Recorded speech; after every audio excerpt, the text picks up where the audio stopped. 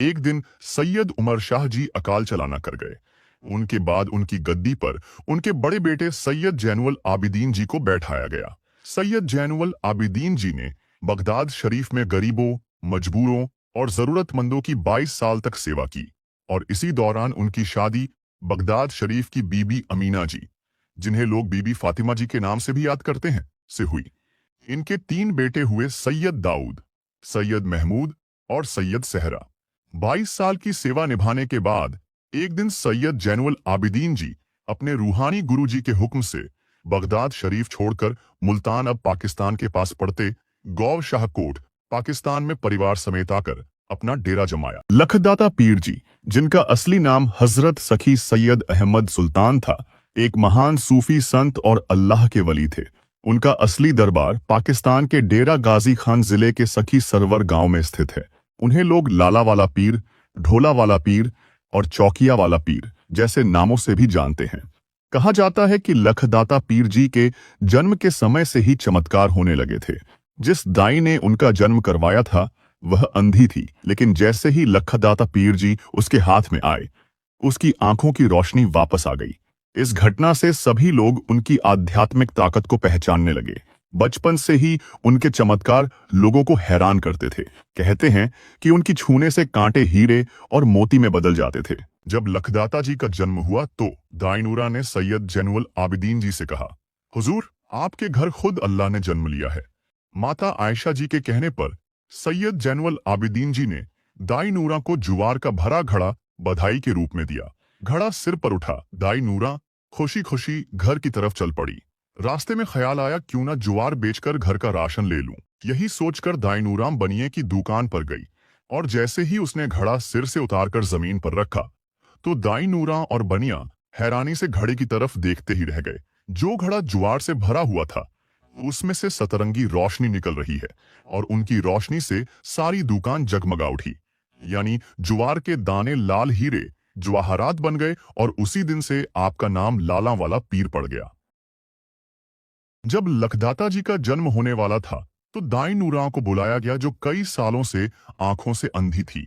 जब लखदाता जी का जन्म हुआ उस वक्त एक बहुत अजीबोगरीब करिश्मा हुआ। जैसे ही दाई नूरा ने आपको छुआ, आपकी छो प्राप्त होते ही अंधी दाई नूरा की आंखों की रोशनी आ गई और उसे सब दिखाई देने लग पड़ा और उसकी अंधेरी जिंदगी फिर से रोशन हो गई। जन्म के समय लखदाता जी का नाम सैयद अहमद सुल्तान रखा गया। आपके सभी नामों में से सखी सरवर नाम ज्यादा प्रचलित है, क्योंकि आप इतने ज्यादा दरिया दिल थे।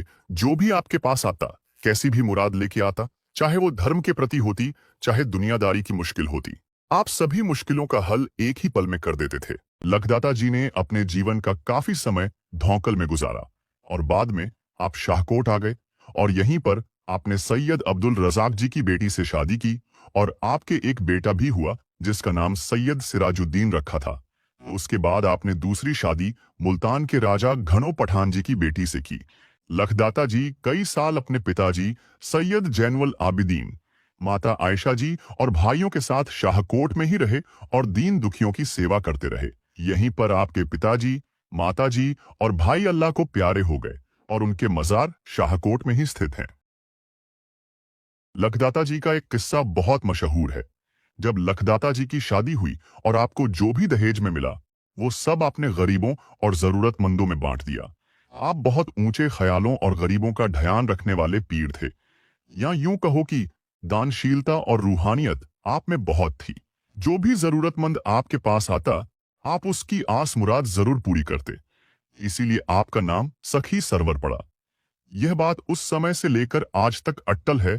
कोई भी सवाली, चाहे किसी भी मजहब का हो, अगर सच्चे दिल से कोई भी मुराद लेकर आपके दरबार में आता है तो उसकी आस मुराद जरूर पूरी होती है।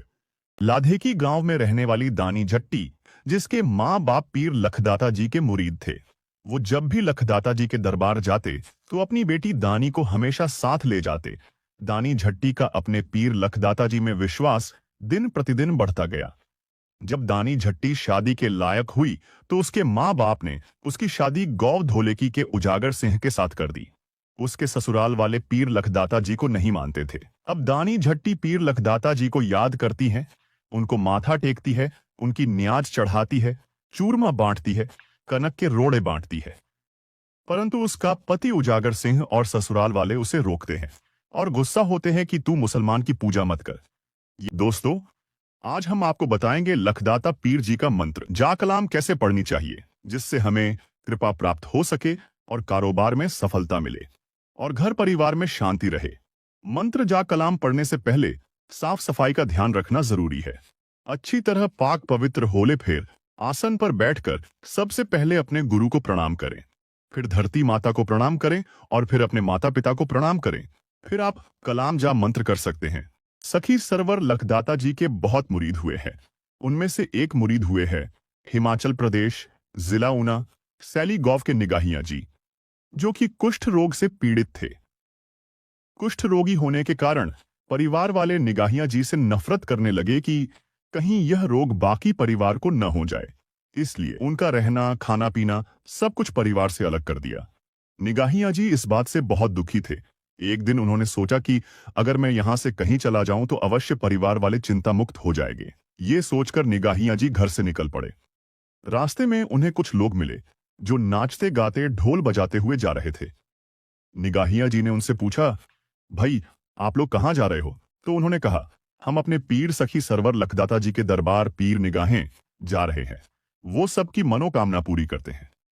निगाहिया जी ने उन्हें कुछ पैसे देकर कहा।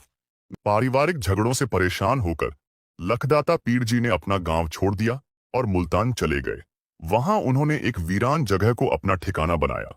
उन्होंने न सिर्फ इबादत की बल्कि लोगों को नेक रास्ता दिखाया और इस्लाम का प्रचार किया। यह जगह बाद में उनकी दरगाह के रूप में प्रसिद्ध हुई, लेकिन उनके भाइयों ने उनकी ख्याति और आध्यात्मिक ताकत को सहन नहीं किया। उन्होंने धोखे से लखदाता पीर जी की हत्या कर दी। अब लखदाता पीर जी ने अल्लाह की राह में अपनी जान कुर्बान कर दी। उन्होंने कभी किसी से लड़ाई नहीं की और अल्लाह की रजा को स्वीकार किया। उनकी शहादत ने उन्हें और भी ऊंचा दर्जा दिया। आज उनकी दरगाह पर लाखों लोग आते हैं, मन्नतें मांगते हैं और उनकी रहमत का